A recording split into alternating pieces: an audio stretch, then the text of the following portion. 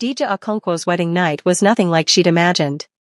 Three identical Korean men stood before her in the dimly lit bedroom, their eyes dark with promises she didn't understand. "We will worship you tonight," the one in the center said, his voice like silk over steel. Dija's heart hammered against her ribs. She'd signed the contract. Agreed to marry all three of them to save her family from complete ruin.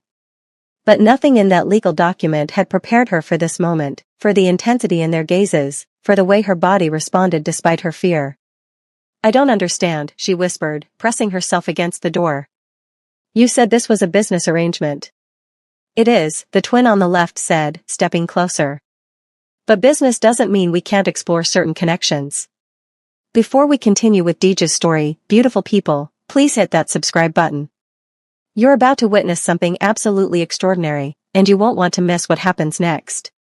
Your support means everything as we bring you these powerful stories daily. Now, back to Dija's wedding night.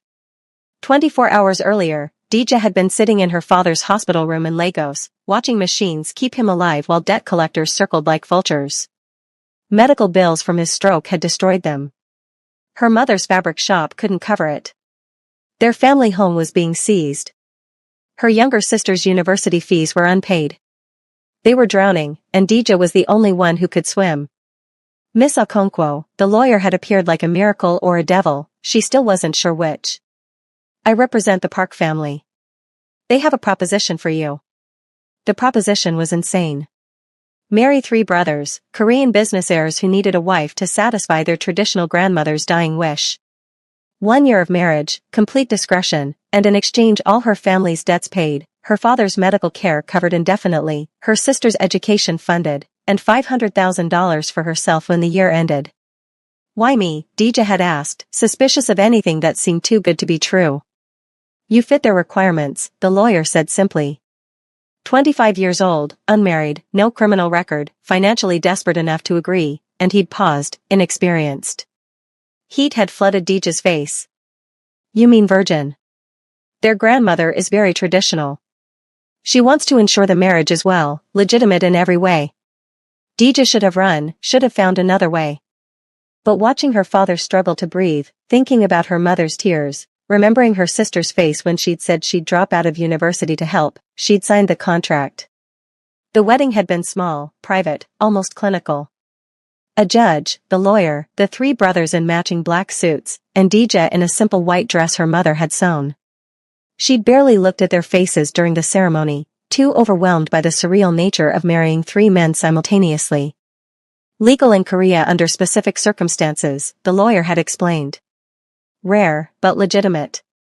The grandmother had watched from her wheelchair, satisfaction gleaming in her ancient eyes as each brother placed a ring on Dija's finger. 3 rings, 3 vows, 3 husbands. Then she'd been brought here to this penthouse that probably cost more than her entire neighborhood in Lagos. Left alone to change into the white silk nightgown someone had laid out on the bed, and now faced with 3 men who looked at her like she was both precious and prey. "My name is Seo-jun Park," the one in the center said. He was the one who'd spoken first, the one who seemed to lead. "This is Miho," he gestured to his left, and Taehyun to his right. "We're identical triplets, as you probably noticed." Dija had noticed.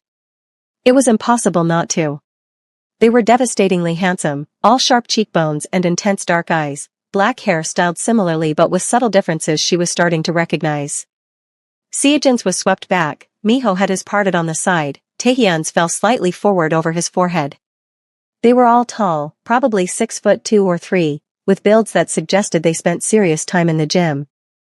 And they were all looking at her with an intensity that made her skin flush. "I know this is overwhelming," Miho said, his voice gentler than Seojun's. "We're not going to hurt you, but we are going to show you pleasure you've never imagined," Taehyun added, a slight smile playing at his lips. "There's a difference between pain and ecstasy. We'll give you the latter." "I don't want to," Dija blurted out. "I mean, I know I signed the contract, but it said marriage, not this." "The contract specifically states consummation is required," Seo-jun said, pulling out his phone and scrolling. Section 7, Paragraph 3. "The marriage must be legitimate in all ways, including physical intimacy, to satisfy our grandmother's requirements and ensure full payment of agreed terms." Dija's stomach dropped. She'd read the contract, but the legal language had been so dense and she'd been so desperate she'd missed that detail. "I'm not ready," she said, her voice shaking. I don't know how to." "We know," Seojun said. "That's part of why you were chosen." "That's disgusting," Dija snapped, anger suddenly cutting through her fear. "You specifically wanted a virgin." "What is this, the Dark Ages?" "Our grandmother is 93 years old," Miho explained. "She has very traditional values. She wanted to ensure that her grandson's wife was pure, untouched. We didn't choose the requirements, we're just following them." "Why do you even need a wife?" Dija demanded. "You're rich, powerful.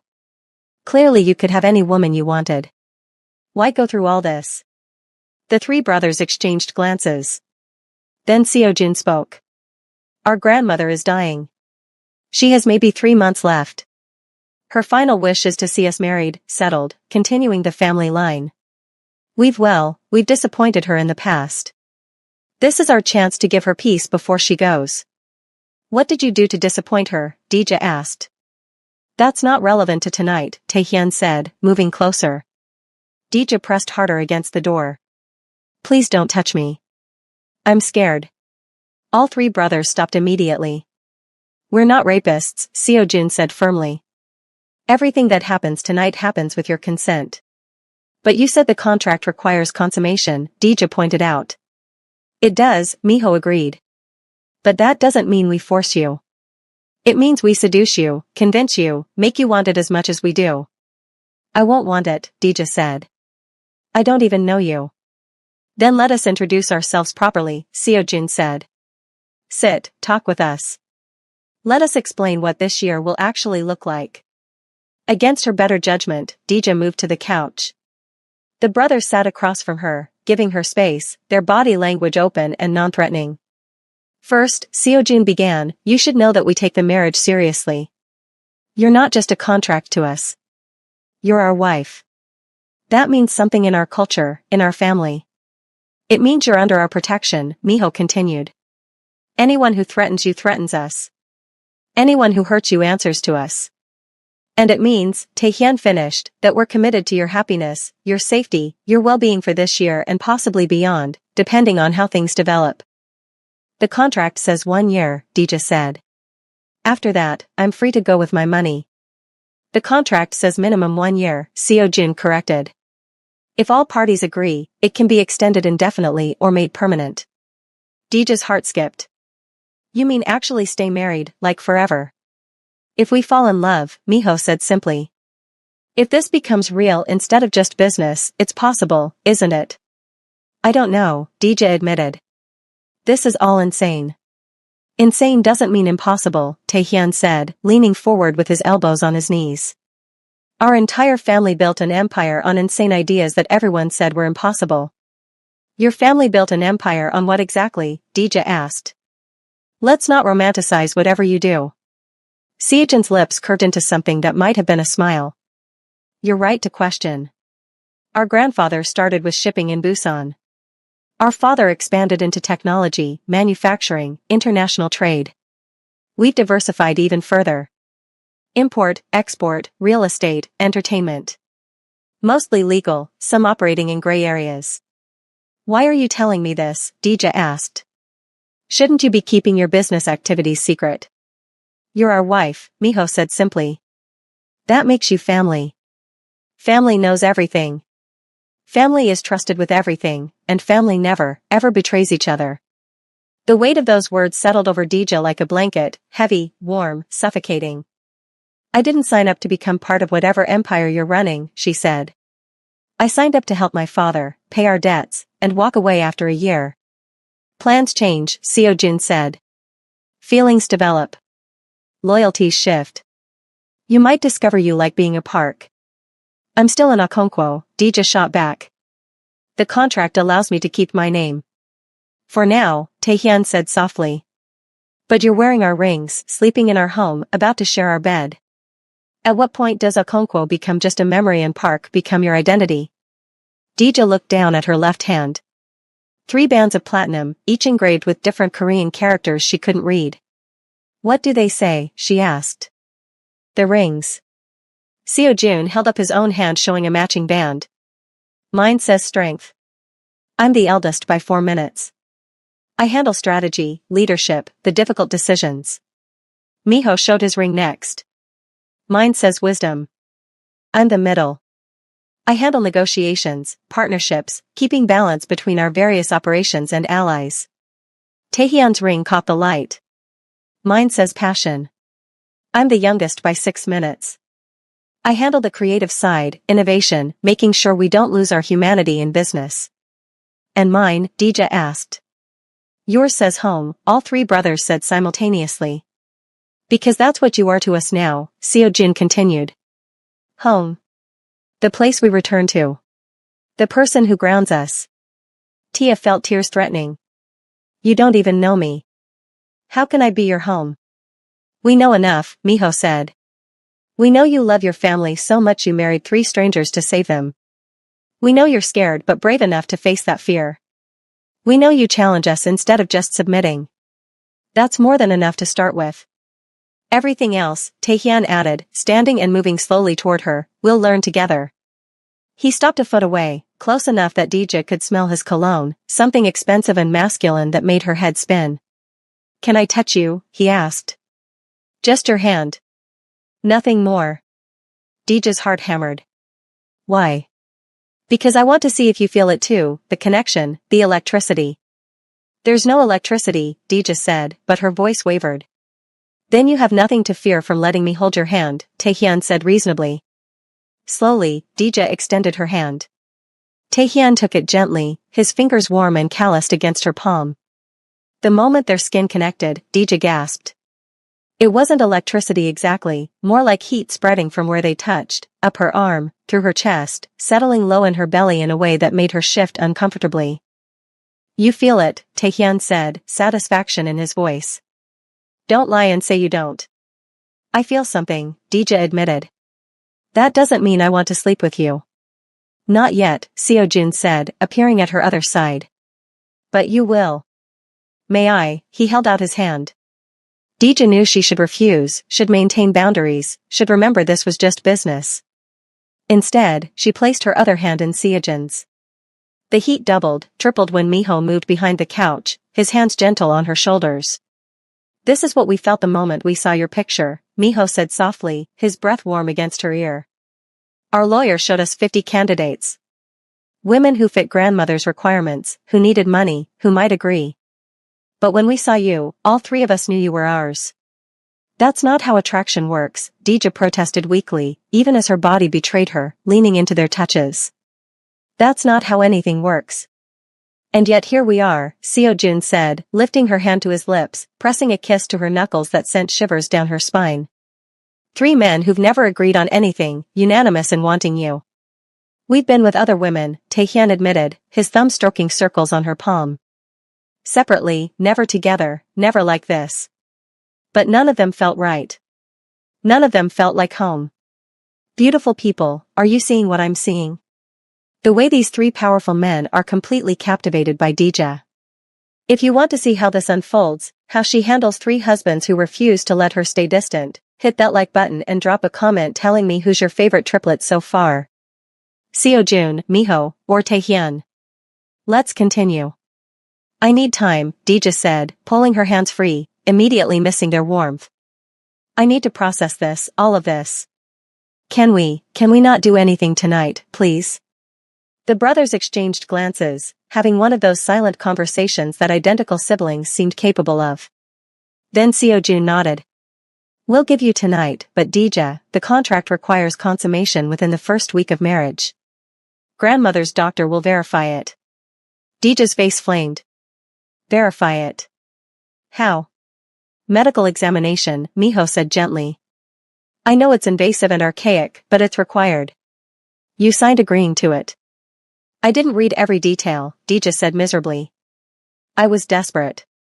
We know, Taehyun said. That's why we're giving you time to adjust. But you need to understand that by the end of this week, one way or another, you'll no longer be a virgin. That's not negotiable. How it happens, with whom, under what circumstances, that's up to you. But it will happen. The finality in his voice should have terrified her. Instead, it sent a different kind of shiver through Deeja's body. 1 week, she said. And then what, you all just, take turns? That's crude, Seojun said, frowning. We're not animals. We're your husbands. When we make love to you, it will be because you want us, because you're ready, because you're begging for it. I won't beg, Deeja said firmly. You will, all three brothers said together, their voices holding dark promises. We'll make sure of it. Seojun stood, gesturing to the bedroom door. Your room is through there. Everything you need has been provided. Clothes, toiletries, anything you might want. There's a lock on the door if it makes you feel safer, though we'd never enter without permission. Our rooms are on the same floor, Miho added. If you need anything during the night, anything at all, call for us. And Deeja, Taehyun said as she moved toward the bedroom, sweet dreams. Dream of us. Dream of what it will feel like when you finally surrender. Deeja fled into the bedroom, closing the door and leaning against it, her heart racing. The room was massive, decorated in soft creams and golds, dominated by a bed that could easily fit 4 people. A bed designed for what was coming, for when her week of grace ended and she had to fulfill her contract. She moved to the window, looking out at Seoul's glittering skyline. Somewhere out there, her father was sleeping peacefully in a private hospital room instead of dying in a public ward. Her mother was in their shop, saved from closure. Her sister was planning her return to university. And all it cost was Deeja's freedom, her body, her future. Was it worth it? She didn't know. But as she touched her lips, remembering the heat of Taehyun's hand, the intensity of Seojun's gaze, the gentleness of Miho's touch, she wondered if maybe, possibly, insanely, this might become more than just a sacrifice. Deeja didn't sleep. She lay in that enormous bed, staring at the ceiling, replaying every moment of the evening until her mind was spinning. Around 3 in the morning, she heard footsteps in the hallway outside her door. They paused. She held her breath, waiting for a knock that never came. After a long moment, the footsteps retreated. Even respecting her space, they were checking on her. The thought shouldn't have been comforting, but it was. Morning came with soft light filtering through cream curtains. Deeja found clothes laid out in the walk-in closet, designer labels in her exact size, jeans, silk blouses, casual dresses, everything perfectly chosen for her taste and complexion. How did they know? How much research had they done on her before making their offer? She showered in the marble bathroom using products that probably cost more than her monthly salary back home, then dressed in jeans and a soft sweater, trying to feel normal in this surreal situation. When she emerged, the smell of coffee and something sweet drew her toward the kitchen. She found Miho at the stove cooking what looked like pancakes while Taehyun set the table. Seojun sat reading a newspaper, looking like he'd stepped out of a magazine in his tailored suit. Good morning, Miho said, smiling warmly. I hope you like blueberry pancakes. I made them American style since you probably miss familiar food. You cook? Deeja asked, surprised. All 3 of us do, Taehyun said, pouring orange juice. Our mother insisted. She said men who couldn't feed themselves were useless. Your mother, Deeja said, sitting carefully at the table. Where is she? The temperature in the room dropped 10 degrees. Seojun set down his newspaper, his expression hardening. Dead 15 years ago, murdered by rivals who wanted to destroy our father. I'm so sorry, Deeja whispered. Don't be, Miho said, bringing a plate of perfect pancakes to the table. We avenged her. Every single person involved in her death no longer exists. It took us 5 years, but we were thorough. The casual way he said it, like discussing the weather, sent chills down Deeja's spine. These men were killers. Actual killers. And she was married to them. You're afraid again, Taehyun observed, studying her face. Don't be, Deeja. We'd never hurt you. You're ours to protect, not harm. But you hurt other people, she said. People who threaten what's ours, Seojun corrected. There's a difference in our world. You protect your own or you lose everything. We choose protection. Is that what I am now? Deeja asked. Something you own. Property to protect. You're our wife, Miho said firmly. That's not ownership. That's partnership. You're part of us now whether you accept it yet or not. They ate in tense silence. The pancakes were delicious, perfectly fluffy and sweet, but Dija barely tasted them. Her mind was racing with questions, fears, and that strange heat that kept building whenever the brothers looked at her. Grandmother wants to meet you today, Seojun said finally. She's at the family estate in Gangnam. We'll go this afternoon. What do I say to her? Dija asked. How do I act? Like our wife, Taehyun said simply. Respectful but not submissive. She respects strength. And don't mention that this is temporary, Miho added.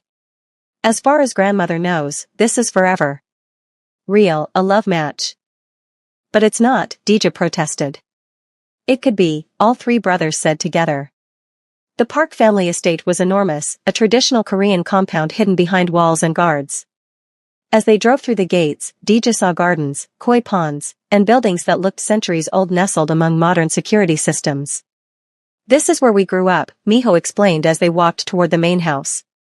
Grandmother lives in the ancestral wing. She refuses to modernize it. Says it dishonors our heritage. What's she like? Dija asked nervously. Terrifying, Taehyun said honestly. But if she likes you, she'll protect you like you're her own blood. If she doesn't, well, let's hope she likes you. Grandmother Park sat in a chair that looked more like a throne, dressed in traditional hanbok, her white hair pulled back severely. Her eyes were sharp, missing nothing as Dija entered and bowed as Miho had instructed. So this is the girl, grandmother said in Korean. Seojun translated quietly. Yes, grandmother. This is Dija Okonkwo, our wife. She's beautiful, grandmother continued, still in Korean. Good hips for bearing children, strong shoulders, exotic features. You chose well. Dija felt like livestock being evaluated, but she kept her expression neutral. Does she speak Korean? Grandmother asked. Not yet, Miho answered. But we'll teach her. She should learn quickly. A Park wife who can't speak Korean is useless. Grandmother switched to heavily accented English. You, girl, come closer. Dija approached, her heart pounding. Grandmother reached out, took her hand, examining it with clinical precision. Soft hands, not a laborer. What did your family do? My mother runs a fabric shop, Dija said. My father was a civil engineer before his stroke. Poor then. That's why you agreed to this arrangement. The bluntness stung, but Dija met grandmother's eyes. Yes, I agreed to save my family from debt. Honest, grandmother said, nodding approval. Good. I hate liars. Do you love my grandsons? The question caught Dija off guard. She could feel the brothers tensing behind her. I don't know them well enough to love them yet, she said carefully. But I respect them and I'm committed to this marriage. For how long? 1 year, as the contract states. Grandmother's smile was sharp. You think I don't know about the contract?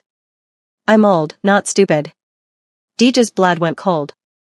Grandmother, Seojun started, but she waved him off. I know everything, Seojun. I approved the contract. You think I'd let my grandsons marry without my blessing? Beautiful people, can you believe this plot twist? Grandmother knew all along. If you're as shocked as Dija right now, smash that subscribe button because this story is about to get even more intense. Trust me, you don't want to miss what grandmother reveals next. You knew, Dija asked. And you approved? Of course, grandmother said. My grandsons need a wife who isn't after their money or power. Someone who can be trusted. Someone who signed a contract with clear terms is more trustworthy than some girl claiming love while hunting for fortune. But you wanted the marriage to be real, Dija said, confused. Consummated. Yes, because I want great-grandchildren before I die. And because if my grandsons are going to keep you for a year, they might as well enjoy you properly. A year is long enough to fall in love, to make this real. The contract is just the beginning. Grandmother leaned forward, her grip on Dija's hand tightening. Here's what you don't understand yet, girl. My grandsons have never brought a woman to meet me. Never shared anything. They've had women, yes, separately, selfishly, but you, they share. You they agreed on. That means something. It means desperation to fulfill your dying wish, Dija said. Grandmother laughed, a sound like crackling paper. It means love, stupid girl. They just don't know it yet. Neither do you, but you will. She released Deeja's hand. The consummation must happen this week. Have you completed it yet? Deeja's face burned. No. Why not? Are my grandsons not attractive enough? Not skilled enough? I need time to adjust, Deeja managed. Time is something I don't have, grandmother said sharply. My doctor says 3 months if I'm lucky. I want to see you pregnant before I die. I want to know the park line continues. That's not in the contract, Deeja protested. It will be, grandmother said. Amendment to be signed today. Pregnancy within the first 6 months of marriage or payment is withheld. You can't change the terms, Deeja said, panic rising. I agreed to marriage, not breeding. You agreed to whatever I decide, grandmother said coldly. Your family's debts are paid but can be reinstated. Your father's hospital care can be withdrawn. Your sister's college fund can disappear. You want to negotiate, girl? I hold all the cards. Deeja felt tears burning. This was worse than she'd imagined. Not just giving up her virginity, but her entire future, her body's autonomy. Grandmother, that's enough, Seo-jun said firmly. You're scaring her. Good, she should be scared. This is a serious commitment. We won't force pregnancy, Miho said. That wasn't part of our agreement with you. Then make it part of your agreement with her, grandmother snapped. Or find another wife who will cooperate. Deeja ran. She didn't think, just turned and fled out of the room, through the compound, her vision blurred with tears. She heard the brothers calling after her, but didn't stop, couldn't stop. She'd sold herself into slavery. That's what this was. Not marriage, slavery. Strong hands caught her in the garden, spinning her around. Seo-jun. Let me go, she sobbed. I can't do this. I can't be your breeding mare. You won't be, he said firmly, pulling her against his chest. Grandmother doesn't control this marriage. We do, and we say no forced pregnancy. But my family, Deeja cried. She'll destroy them. She won't, Miho said, appearing on her other side. Because we won't let her. We'll pay your family's debts ourselves if necessary. Why would you do that? Deeja asked, pulling back to look at Seo-jun's face. You'd go against your own grandmother for me. Yes, all 3 brothers said simultaneously. Taehyun stepped closer, his hand gentle on her back. Grandmother is dying and desperate. She's not thinking clearly. But we are, and we're telling you right now, Deeja, no one forces you into anything. Not her, not us, not anyone. But the contract, Deeja whispered. The consummation requirement, the examination, all of it. That stands, Seo-jun said. You agreed to that and we needed to satisfy the legal requirements. But pregnancy, that happens if and when you want it, not because grandmother demands it. Miho cupped her face, wiping away her tears with his thumbs. Listen to me. We're not perfect men. We've done difficult things, but we have honor. We keep our word, and we're giving you our word right now that you're safe with us. How can I trust that? Deeja asked. How can I trust any of this? Because we're going back in there right now, Taehyun said. And we're going to tell grandmother exactly where she can put her pregnancy demand. And if she tries to threaten your family, she'll learn that we protect what's ours, even from her. They walked back into the ancestral house together, the 3 brothers flanking Deeja like bodyguards. Grandmother sat exactly where they'd left her, unsurprised by their return. Done running? She asked Deeja. I wasn't running from you, Deeja said, finding her voice. I was processing. There's a difference. Grandmother's eyebrow rose. Brave words for a girl with everything to lose. Grandmother, Seo-jun said, his voice cold in a way Deeja hadn't heard before. The pregnancy clause will not be added to the contract. Deeja will give us children if and when she chooses, not because you demand it. You dare defy me, grandmother's voice was sharp as broken glass. For her, for our wife, Miho corrected. For the woman we chose. You taught us to protect family, grandmother. She's family now. That means protecting her from everyone, including you. Silence stretched like a wire about to snap. Then grandmother laughed, that crackling paper sound again. Finally. Finally you boys show some backbone. I was beginning to think you'd never stand up to me. This was a test, Taehyun asked, anger flashing in his eyes. Of course it was a test, grandmother said. You think I'd really threaten an innocent girl's family? I wanted to see if you'd protect her, if you'd choose her over me.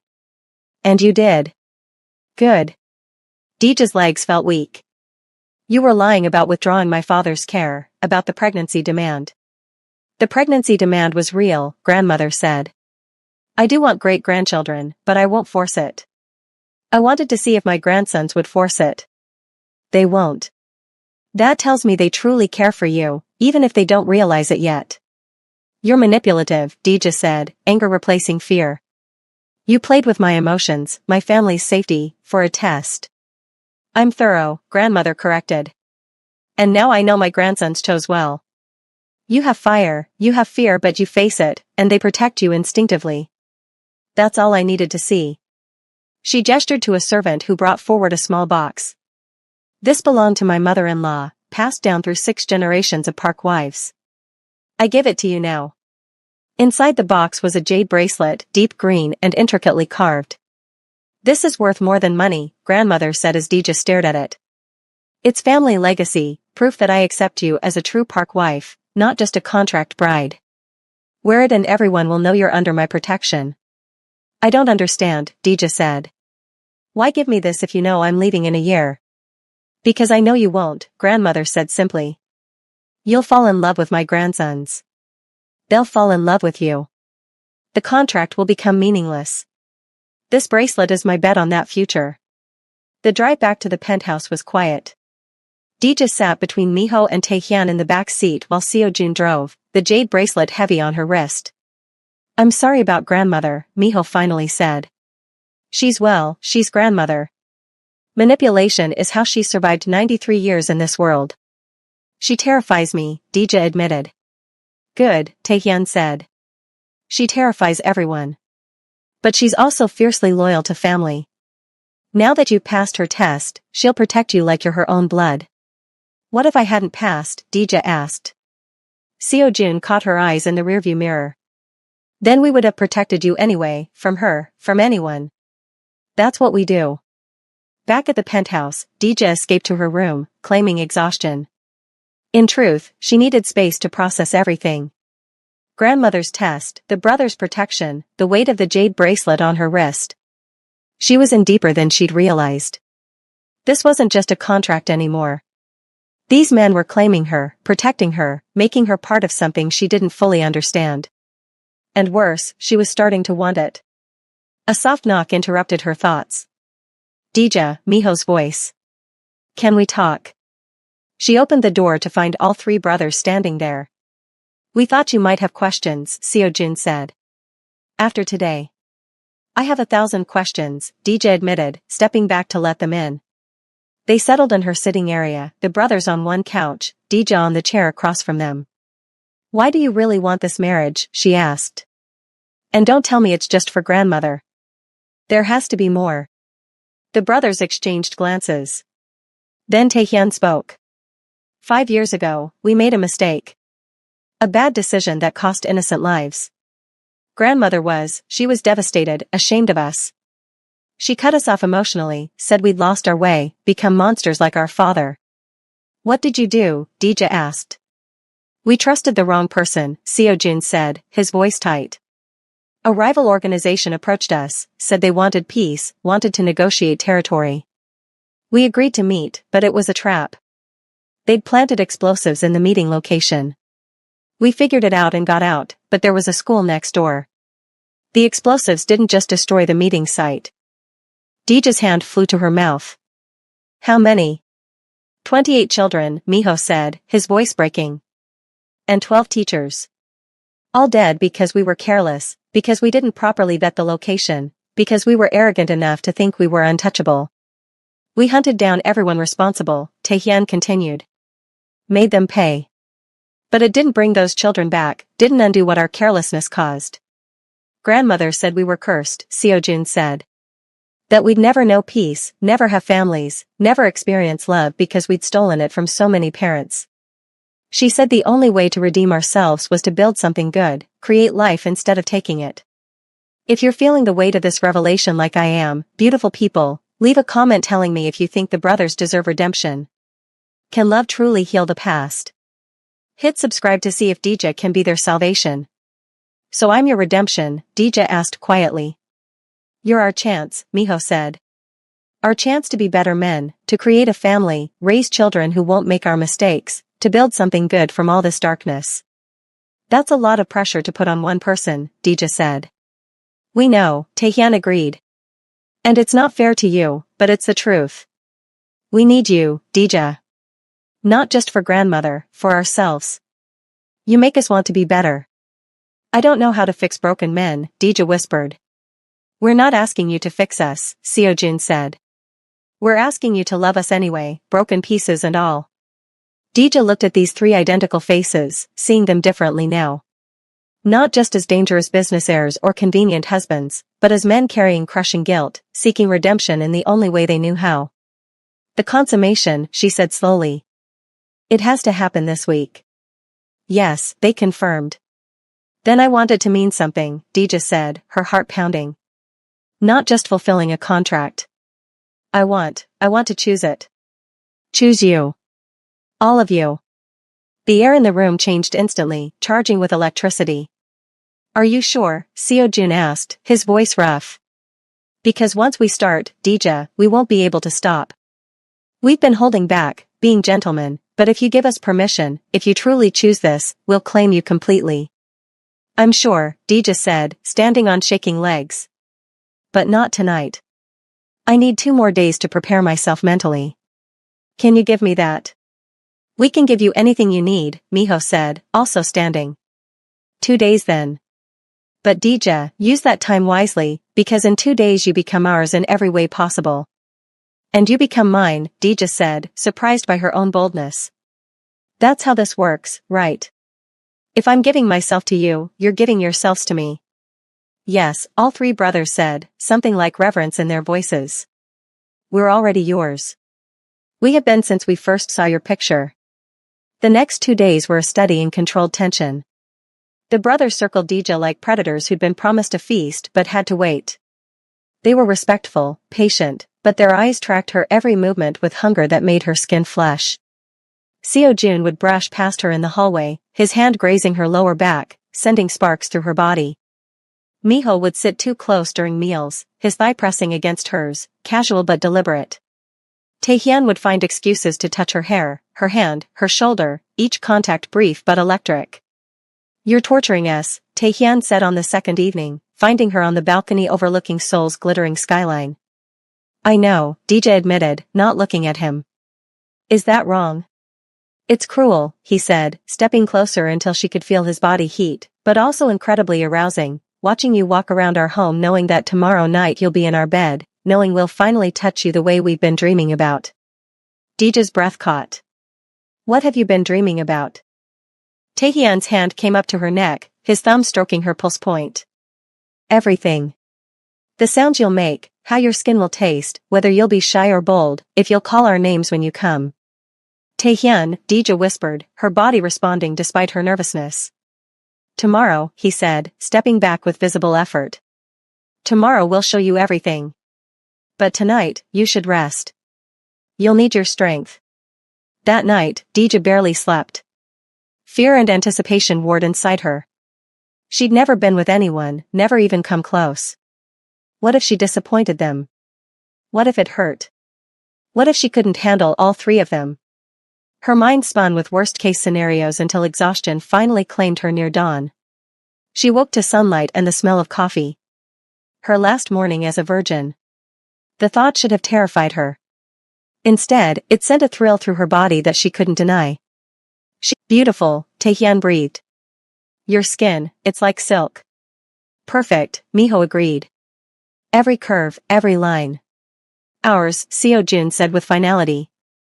They undressed to their boxers, then guided her into the tub. What followed was the most intimate, erotic experience of DJ's life, and they hadn't even really touched her yet. Miho washed her hair, his fingers massaging her scalp until she was nearly boneless. Taehyun soaped her body, his hands gliding over her skin, lingering on curves, learning her.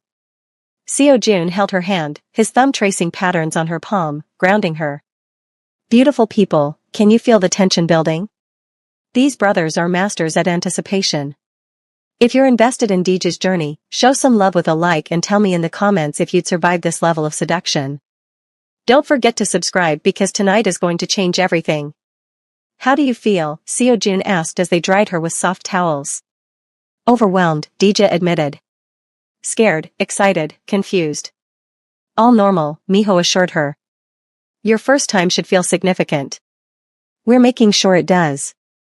They dressed her in a silk nightgown, white and virginal but cut to showcase her body. Led her to lunch on the balcony where they continued their sensory seduction, feeding her, touching her casually, keeping her body aware of them constantly. Tell us your fantasies, Taehyun said during lunch. What have you imagined about intimacy? Deej's face burned. I haven't really, I don't know. Everyone fantasizes, Seo-jun said. Even virgins. Tell us what you've thought about late at night when you're alone in bed. I've imagined, Deej started, then stopped, embarrassed. Go on, Miho encouraged. Nothing you say will shock us. I've imagined being completely overwhelmed, Deej admitted. Not being able to think, only feel. Being so lost in sensation that nothing else matters. That, Taehyun said with satisfaction, we can definitely provide. The afternoon passed in a haze of anticipation. They watched movies curled on the couch, the brothers taking turns holding her, touching her, keeping her constantly aware of what was coming. They made dinner together, the brothers working in synchronized harmony while Deej watched, realizing this was their way of showing her how they functioned as a unit. Everything they did together, including claiming their wife. As evening fell, Seo-jun stood, extending his hand. It's time, he said simply. Deej's heart hammered. I'm nervous. We know, Miho said, taking her other hand. But we've got you. We'll take care of everything. Taehyun moved behind her, his hands on her shoulders. Trust us, Deej. Trust that we'll make this good for you. Trust that we know what we're doing. I do trust you, Deej realized with surprise. I don't know why, but I do. They led her to a bedroom she'd never entered. Their bedroom, massive bed with black silk sheets, dim lighting, candles everywhere, music playing softly, everything designed for seduction. Last chance to change your mind, Seo-jun said, though his eyes begged her not to. I'm not changing my mind, Deej said, surprised by the steadiness in her voice. I want this. I want you. All of you. Then come here, all three brothers said, and let us show you what it means to be loved by the Park triplets. Seo-jun was the first to kiss her. Slow, deep, devastating. His hands tangled in her natural hair, angling her head for better access. His tongue swept against hers, teaching her the rhythm, the give and take. When he finally pulled back, they were both breathing hard. My turn, Miho said, spinning her to face him. His kiss was different, softer but no less intense. Where Seo-jun demanded, Miho requested. Where Seo-jun took, Miho gave. By the time he released her, Deej was trembling. Taehyun caught her before she could catch her breath. His kiss was passion and desperation combined, like he'd been starving and she was his first meal. His hands roamed her body over the silk nightgown, learning her curves, her responses, what made her gasp and arch into his touch. Please, Deej heard herself whisper when he finally released her lips. Please what? Seo-jun asked, moving behind her, his hand sliding down her arms. Tell us what you need. I don't know, Deej admitted. I don't know what I'm supposed to want. Then we'll teach you, Miho said, his fingers finding the straps of her nightgown, sliding them down slowly. We'll teach your body what it craves, what it needs, what it was made for. The nightgown pulled at her feet, leaving Deej completely bare. 3 pairs of identical eyes devoured her, dark with desire so intense it should have frightened her. Instead, it made her feel powerful. These dangerous men were undone by her body, reduced to hunger and need. On the bed, Seo-jun commanded gently. Lie back. Let us look at you. Deej moved to the massive bed, the silk sheets cool against her heated skin. She lay back, fighting the urge to cover herself, to hide. The brothers stood at the foot of the bed, still partially clothed, just watching her. "You're thinking too much," Taehyun observed. "We can see it in your eyes." "Stop thinking, Dija. Just feel." "How?" she asked. "How do I stop thinking?" "Let us show you," all three said together. They moved in perfect synchronization. Seojun climbing onto the bed on her right, Miho on her left, Taehyun settling between her legs but not touching, not yet. "We're going to touch you now," Seojun said, his hand hovering over her stomach. "Everywhere. We're going to learn what makes you sigh, what makes you moan, what makes you scream. And you're going to let us," Miho added, his fingers tracing patterns on her arm. "No hiding, no holding back. Give us everything." "I don't know how," Dija whispered. "Yes you do," Taehyun said, his hands warm on her ankles. "Your body knows. Trust it." They touched her simultaneously. Seojun's mouth on her neck, Miho's lips on her shoulder, Taehyun's hand sliding up her legs. Gentle at first, exploratory, learning her responses. Dija's mind went blank. There was only sensation, hands and mouths and heat. They worked together like they'd choreographed it, one backing off as another intensified, keeping her constantly stimulated but never overwhelmed. Seojun's hand cupped her breast, his thumb circling until it peaked. Miho's teeth grazed her collarbone, his hand splayed on her stomach. Taehyun kissed the inside of her thigh, getting closer to where she was beginning to ache. "Beautiful," Seojun murmured against her skin. "The way you respond to us, it's perfect." "Don't hold back those sounds," Miho encouraged as Dija tried to suppress a moan. "We want to hear everything." Taehyun's mouth moved higher, his breath hot against her most intimate place. "May I?" he asked, always the gentleman even now. "Yes," Dija gasped. "God, yes." What happened next shattered every preconception Dija had about pleasure. Taehyun's mouth on her was skilled, devastating, relentless. He found nerves she didn't know existed, built pressure she'd never experienced. Meanwhile, Seojun and Miho continued on her upper body, mouths and hands working in concert.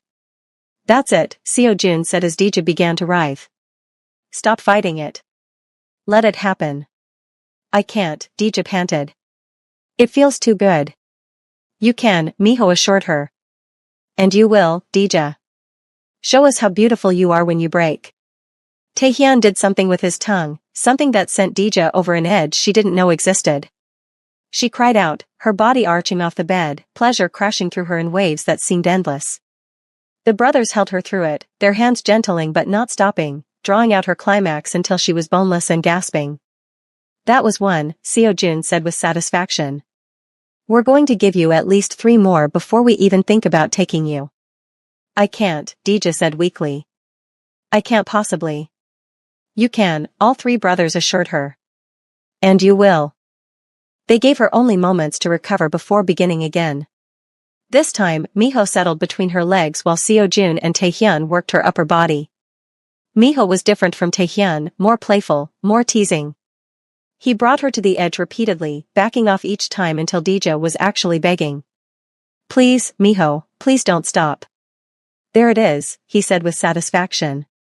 "We told you you'd beg. Now let go for us, beautiful." He sent her over again, Dija screaming his name, her hands tangling in his hair, holding him to her. When she finally came down, tears of pleasure were streaming down her face from the intensity. "Too much?" Taehyun asked, concerned, wiping her tears. "No," Dija said. "Not enough. I need more." "Greedy," Seojun said approvingly. "Good. We like you greedy." "Beautiful people, are you breathing? Because I'm not sure I am. This is the intensity we live for." If you're feeling this story, drop a comment telling me which brother you choose first. Hit that like button and subscribe because we're about to reach the main event. This time, all 3 brothers undressed completely. Dija watched through heavy-lidded eyes as they revealed bodies that were identical and perfect, muscled, sculpted, clearly maintained with religious dedication, and aroused. Very, very aroused. "Don't be scared," Seojun said, noticing her expression. "We'll make sure you're ready. We'll make sure it's good." "Who's first?" Dija asked, her voice shaking. The brothers exchanged glances. I am, Seojun said. As the eldest, it's my responsibility. But Dija, look at me. This isn't just duty. I want you. I've wanted you since the moment I saw your picture, and I promise I'll make this good for you. He settled over her, his body covering hers, his weight comforting rather than threatening. Look at me, he commanded gently. Dija met his eyes, dark and intense and filled with something that looked almost like love. I'm scared, she admitted. I know, he said, kissing her softly. But I've got you. Trust me. He entered her slowly, so slowly, giving her body time to adjust. There was pressure, discomfort, a sharp pain that made her gasp. Seojun stopped immediately. Breathe, he instructed. Just breathe. The pain will pass.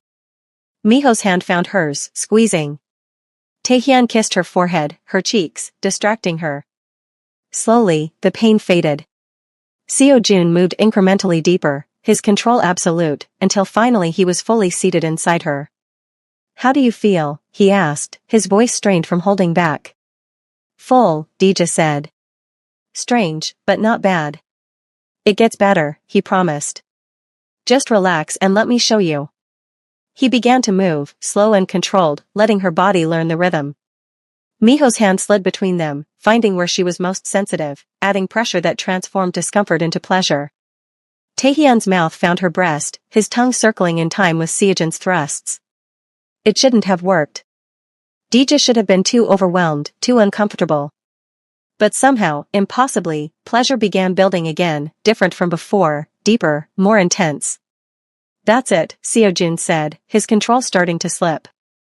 God, Dija, you feel incredible. More, she heard herself say. Please, Seojun, faster. He complied, his hips snapping harder, deeper. Miho's fingers worked faster. Taehyun's mouth moved to her neck, biting gently. The combination sent Dija over the edge again, this time pulling Seojun with her. He groaned her name, his body shuddering as he reached his climax.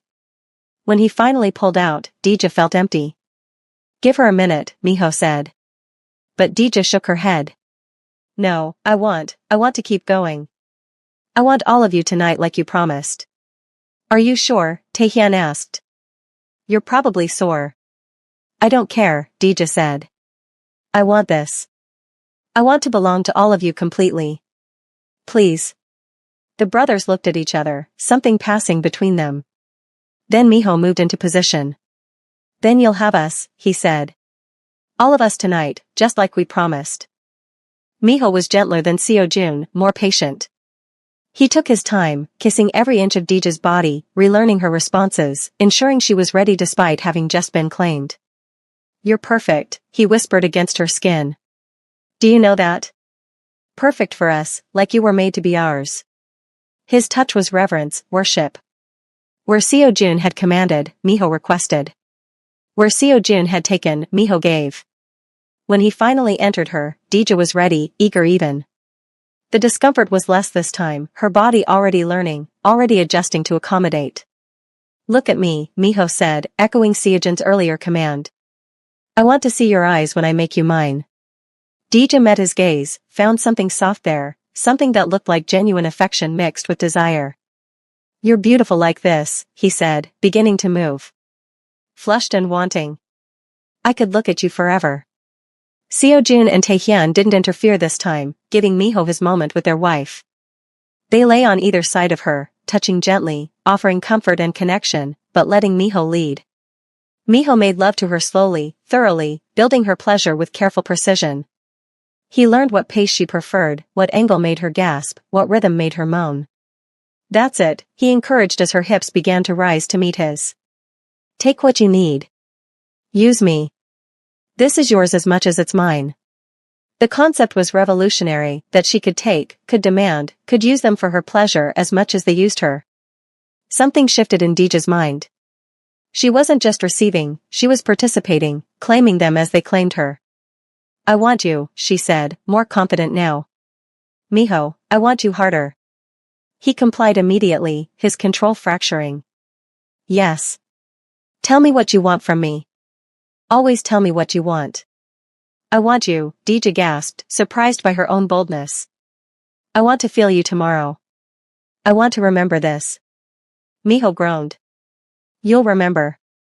We'll make sure of it. Every time you move tomorrow, you'll feel us, feel what we did to you, feel how completely you belong to us.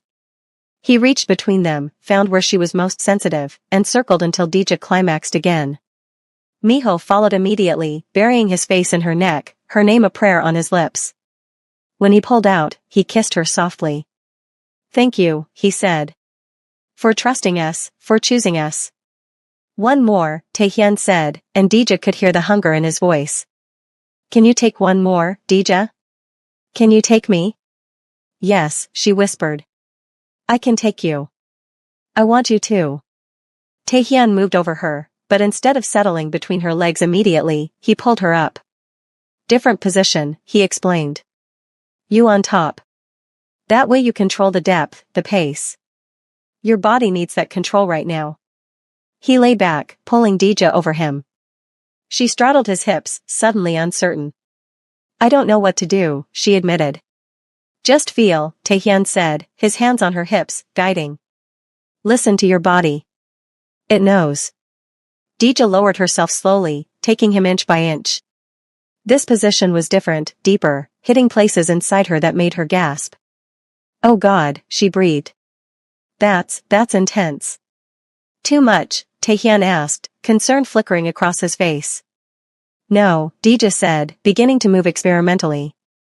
Not too much. Perfect. This is perfect.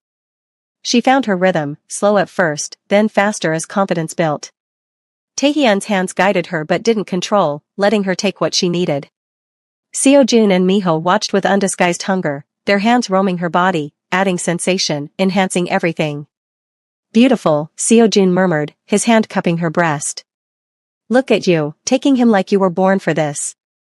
Take what you need, Miho added, his mouth on her shoulder. Use him.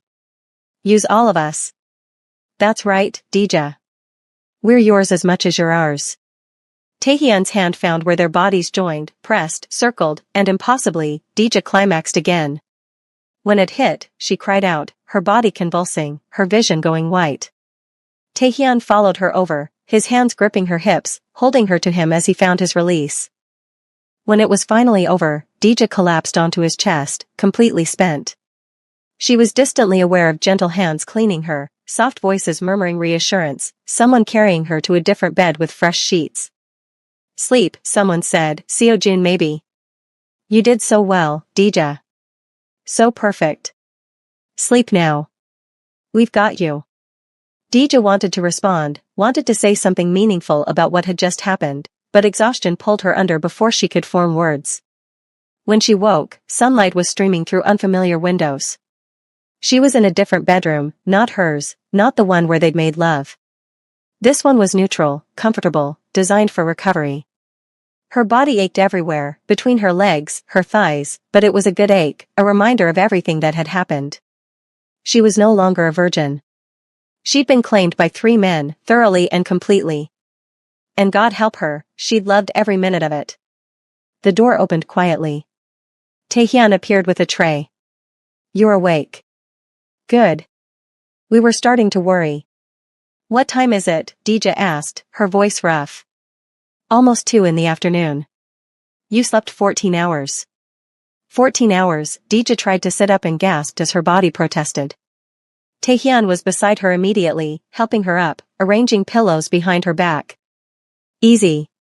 You're going to be sore for a few days. We were thorough. Heat flooded Dija's face as memories returned in vivid detail. That's one way to put it. Taehyun set the tray across her lap. Soup, tea, fruit, everything easy to digest. Eat. You need to regain your strength. Where are your brothers? Dija asked. Handling business. They didn't want to leave, but some things required their immediate attention. They'll be back soon. If you're still with us, beautiful people, I need you to do something for me. Hit that subscribe button right now because this story is about to take a turn nobody saw coming. The triplets think they've claimed Dija, but she's about to show them that being claimed works both ways. Drop a like if you're Team Dija. Dija ate slowly, processing everything. Last night had been intense, overwhelming, transformative. She'd given herself to them completely. But what did that mean for the rest of her year? For her future? "You're thinking too much again," Taehyun observed, sitting on the edge of the bed. "I can see it in your eyes." "I'm just trying to understand what happens now," Dija said. "Now we continue," Taehyun said simply. "You're our wife. We're your husbands. We build a life together." "For a year," Dija reminded him. "And then I leave."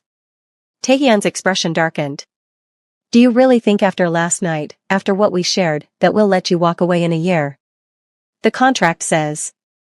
"Forget the contract," Taehyun interrupted, shocking her with his vehemence.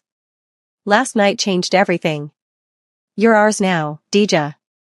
Not because of a piece of paper. Because you chose us, because we claimed you, because you belong with us." "You don't own me," Dija said, anger flaring. "I'm not property." "You're right," Taehyun agreed. "You're not property. You're family, our wife, the woman we're falling in love with. And family doesn't leave." "You don't love me," Dija protested. "You barely know me." "I know you're brave. I know you're loyal to your family. I know you challenge us instead of just submitting. I know the sounds you make when you climax, the way you taste, how you feel wrapped around me. I know I've never wanted anyone the way I want you. If that's not the beginning of love, what is?" Before Dija could respond, her phone buzzed. A text from an unknown number. She opened it and felt her blood run cold. The message contained a photo of her mother outside her fabric shop, taken that morning. Below it, words that made her stomach drop. "Your new husband's made powerful enemies. Enemies who know how to hurt them. Run while you still can, or everyone you love pays the price." "Taehyun," Dija said, her voice shaking as she showed him the phone. "What is this? Who would threaten my mother?" Taehyun's expression went from soft to lethal in an instant. He took the phone, read the message, his jaw clenching. "Get dressed," he said, his voice cold in a way she'd never heard. "We need to tell Seo-jun and Miho immediately. Someone just made a very serious mistake." Within 30 minutes, all three brothers were gathered in Seo-jun's office, their expressions identical masks of cold fury.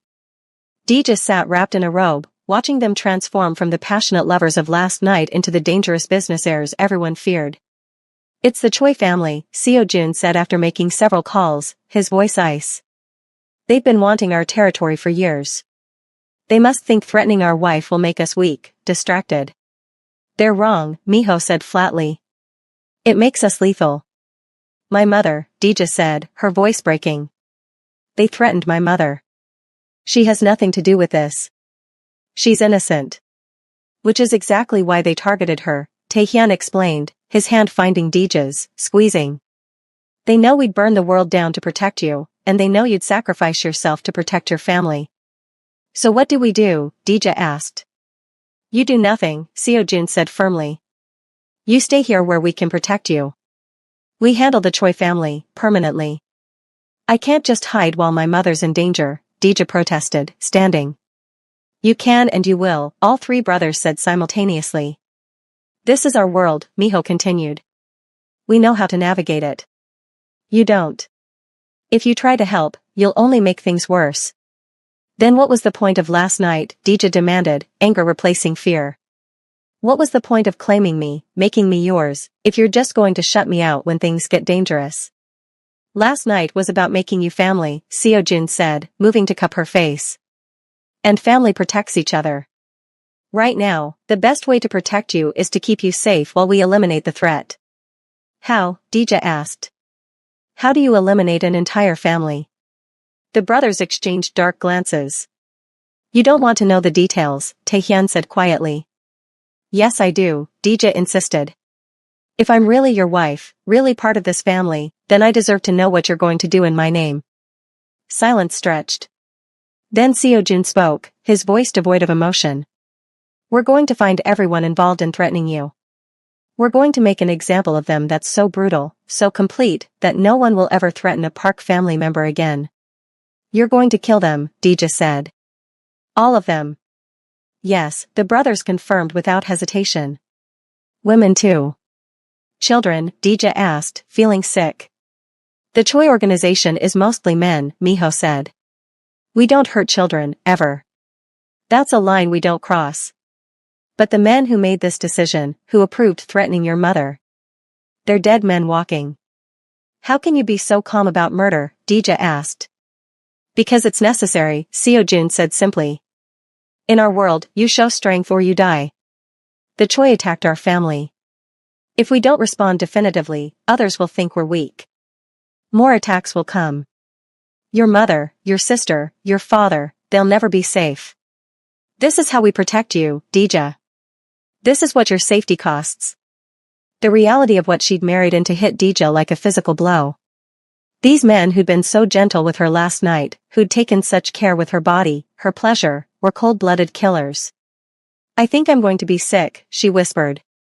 Taehyun guided her to a bathroom, held her hair while she vomited, rubbed her back with gentle hands. I know this is hard, he said softly. I know this isn't the life you chose, but it's the life you're in now, and we'll do whatever it takes to keep you safe, even if you hate us for it. I don't hate you, Dija said, wiping her mouth. I'm terrified of you. There's a difference. Fear is honest, Taehyun said. We can work with fear.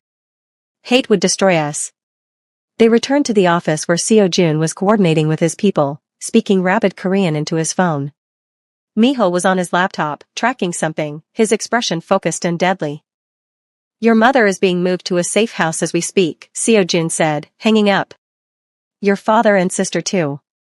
They'll be protected by our best people until this is over. Can I call her? Dija asked. Let her know I'm okay. No, Seo-jun said firmly. No contact.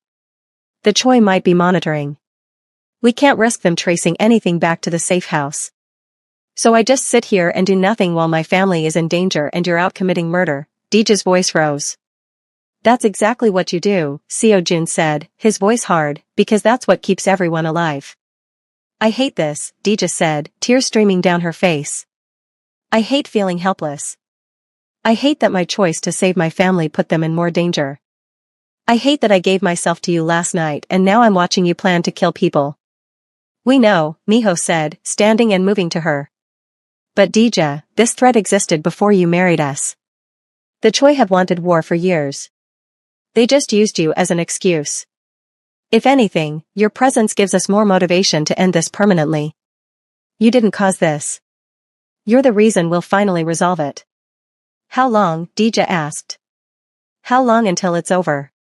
48 hours, Seo-jun said with certainty. Maybe less. We move fast when family is threatened. The next 2 days were the longest of Dija's life. The brothers left in shifts, never leaving her alone, always ensuring someone was there to guard her. Taehyun stayed the first night, holding her while she cried, reassuring her that her family was safe, that everything would be okay. He told her stories about their childhood, about their mother, trying to help her understand the men she'd married. Miho took the second shift, distracting her with movies and conversation, trying to keep her mind off what was happening in the streets of Seoul. He taught her basic Korean phrases, laughed at her pronunciation, kissed her forehead when the worry became too much. Seo-jun was gone both nights, coordinating the attack. When he finally returned on the third morning, he was covered in blood. Dija gasped, rushing to him. Are you hurt? Oh God, Seo-jun, are you? Not my blood, he said tiredly, stopping her from touching him. It's over. The Choi family is finished. Your family is safe. You're safe. How many? Dija asked. How many people died? 17, Seo-jun said flatly. All men. All directly involved in the organization. We were surgical, precise. No collateral damage. 17 people, Dija repeated numbly. 17 people are dead because of me. No, Seo-jun said firmly, gripping her shoulders. 17 people are dead because they threatened my wife. Because they thought they could attack my family without consequences. Their deaths are on them, not you. He released her, heading toward the bathroom. I need to shower, wash this away. Then we need to talk. After he'd cleaned up, all three brothers gathered with Dija in the living room. They looked exhausted, drained, but also satisfied, like men who'd completed necessary work. The Choi family is extinct, Miho said. Their operations are being absorbed by our allies. Their territory is divided among families loyal to us. Seoul is more stable now than it's been in 5 years. And my family? Dija asked. Safe, Taehyun confirmed. They're back home, under surveillance, but they'll never know it. They think they were in protective custody during a police investigation. They have no idea what really happened. So we just go back to normal, Dija asked.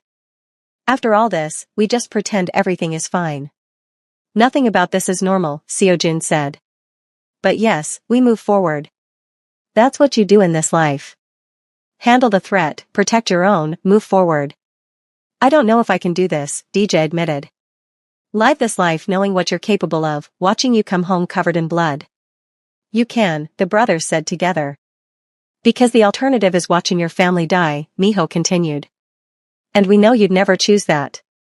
We're not asking you to love what we do, Taehyun added.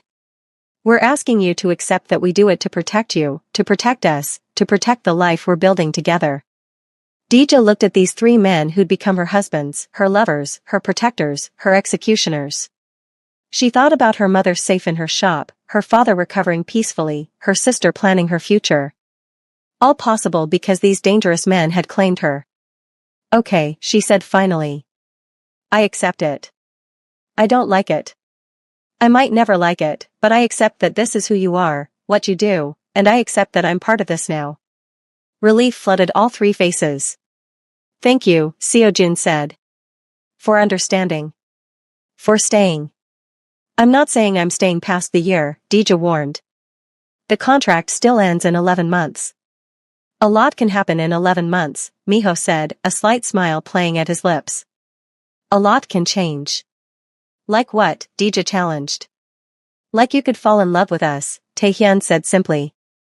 Really fall in love, not just accept us. Like we're already falling in love with you. You don't love me, Dija protested, but her voice lacked conviction. We spent the last 48 hours committing murder to protect you, Seojun said. We'd burn down the world to keep you safe. If that's not love, what is? Dija had no answer, because deep down, terrifyingly, she was starting to feel the same way.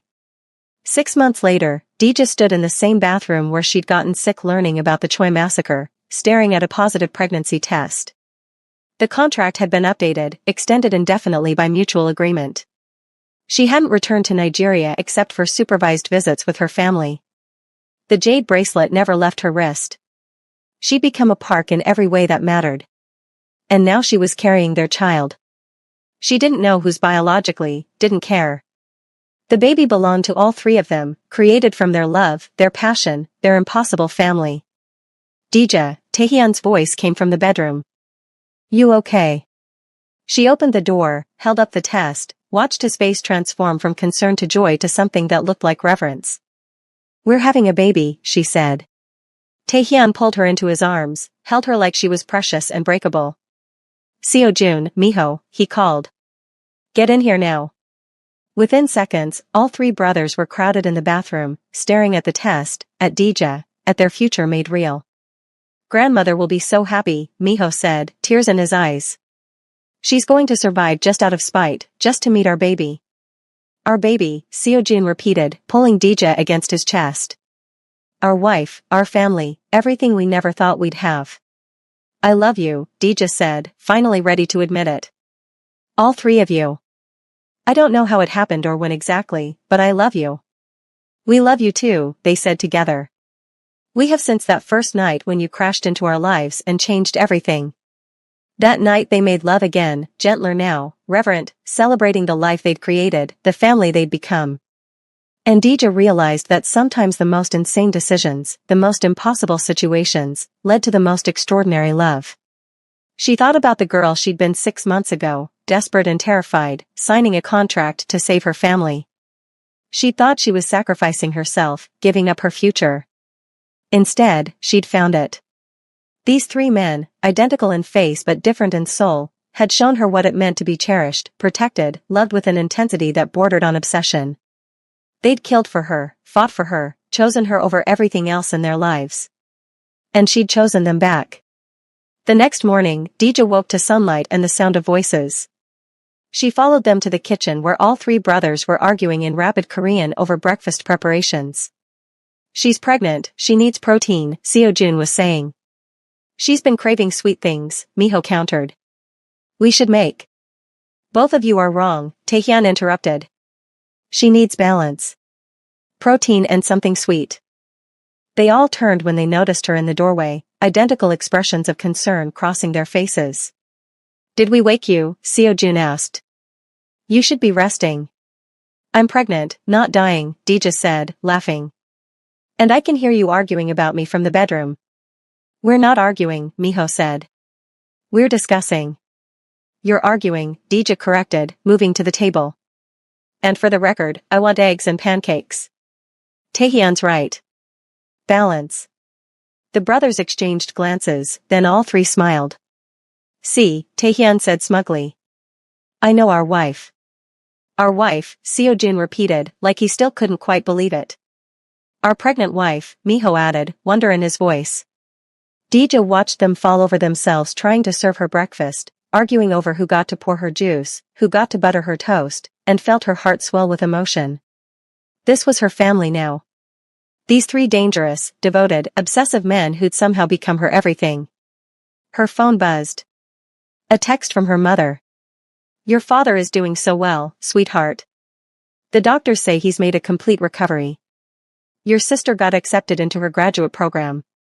Everything is good here. We miss you, but we're so proud of you. Come visit soon. Dija showed the text to the brothers.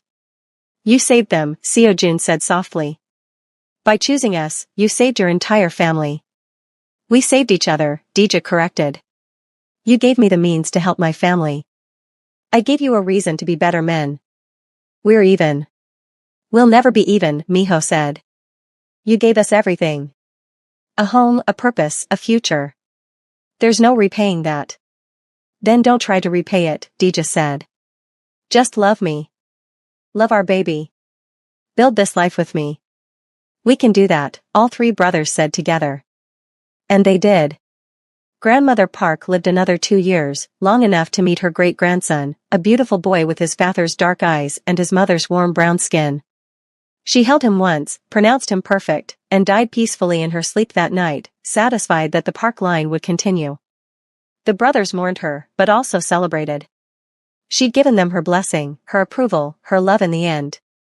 Dija gave them 2 more children, a daughter and another son, and with each birth, the brothers' devotion only deepened. They were attentive fathers, involved in every aspect of their children's lives, determined to break the cycle of absent parenting that had defined their own childhoods. The business continued, still operating in gray areas, still requiring difficult decisions. But the brothers were more careful now, more thoughtful. They had too much to lose. And through it all, Dija was their center, their home, their constant. She learned Korean fluently, mastered the art of navigating Seoul's social circles, became a force in her own right. The other families learned quickly that threatening Park Dija was a death sentence. She was protected not just by her husbands, but by the entire organization. She never forgot where she came from, though. She opened a foundation supporting African immigrants in Korea, helping families avoid the desperate situations that had led her to sign that contract. Her mother's fabric shop expanded into a successful business with Dija's backing. Her sister became a professor, her father lived to see his grandchildren grow. 10 years after that first terrifying wedding night, Dija stood on the same balcony where Taehyun had first told her she was torturing them, looking out at Seoul's glittering skyline. Strong arms wrapped around her from behind. Seo-jun. What are you thinking about? He asked. About how insane this all is, Dija said. How I married 3 strangers to save my family and somehow found everything I didn't know I needed. Regrets? He asked quietly. Not one, Dija said, turning in his arms to kiss him. Not a single one. Miho and Taehyun joined them on the balcony, drawn by some invisible thread that always pulled them together. The kids are asleep, Miho reported. Finally. All 3, Taehyun added. It only took 2 hours and 4 stories. Dija laughed, looking at these 3 men who were hers, completely and irrevocably hers. I love you, she said. All of you. Thank you for choosing me. We'll choose you every day for the rest of our lives, Seojin said. In every life, Miho added. Forever, Taehyun finished. And Dija believed them, because in 10 years, they'd never given her reason not to. Beautiful people, if this story touched your heart, if you felt every emotion alongside Dija, I need you to do something for me right now. First, hit that subscribe button so you never miss another epic romance like this. Second, smash that like button to let me know you want more stories about impossible love and dangerous men who'd burn the world down for the right woman. And third, drop a comment telling me your favorite moment. Was it the wedding night, the Choi massacre, the pregnancy reveal, or the ending? Your engagement means everything and helps us bring you these powerful stories every single day. Thank you for riding this emotional roller coaster with Dija and her triplet husbands. Until next time, remember that sometimes the most terrifying choices lead to the most beautiful destinations. See you in the next story.